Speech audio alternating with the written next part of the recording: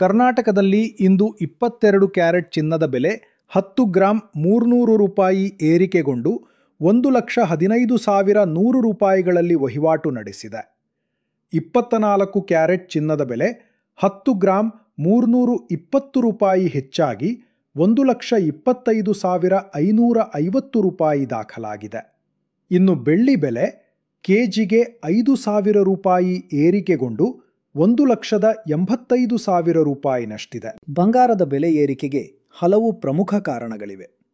ಅಂತಾರಾಷ್ಟ್ರೀಯ ಮಟ್ಟದಲ್ಲಿ ಡಾಲರ್ ಮೌಲ್ಯದ ಕುಸಿತವು ಬಂಗಾರದ ಮೇಲೆ ಬೇಡಿಕೆಯನ್ನು ಹೆಚ್ಚಿಸುತ್ತದೆ.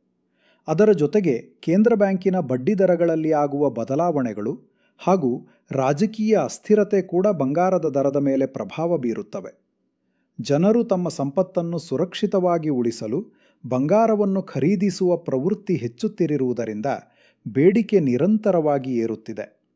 ತಂತ್ರಜ್ಞಾನ, ಆಭರಣ ಮತ್ತು ಹೂಡಿಕೆ ಕ್ಷೇತ್ರಗಳಲ್ಲಿ ಬಂಗಾರದ ಬಳಕೆ ವಿಸ್ತಾರವಾಗಿರುವುದು ಇದರ ಮತ್ತೊಂದು ಕಾರಣವಾಗಿದೆ.